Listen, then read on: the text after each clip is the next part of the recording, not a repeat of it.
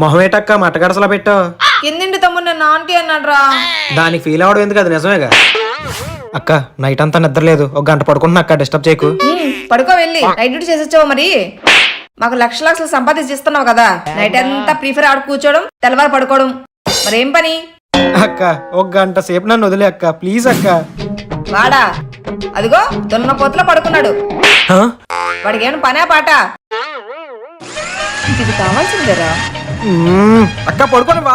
వంటను వచ్చి చేయరా. అక్క ఈ షర్ట్ కొంచెం కుట్టి అక్క, ఊడిపోయింది. ఓ పడుకున్నావా? ఒరే పనికి మాలి ఎదవా, ఆ? 5 నిమిషాలు కూడా ప్రశాంతంగా పడుకుని వేట్రా. పో బయటికి, కోలగోలు ఇంట్లోని.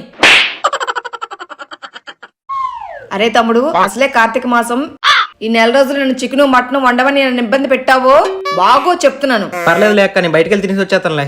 అయితే నీకు కాలు కూడా విరగొడొస్తానులే. సరే అక్క తినలే. అది చెప్పరా. రారా సూప్ తాగడానికి వెళ్దాం. సూపా? సరే వెళ్దాంలే, వస్తా నాకు. అక్క ఏంట్రా? అంటే చికెన్ తినొద్దన్నావు కదా, బయటికి వెళ్ళి సూప్ తాగిసిరానా? నువ్వు తినరా, ఇక్కడ నేను కక్కిస్తా. వద్దులే. A few moments later.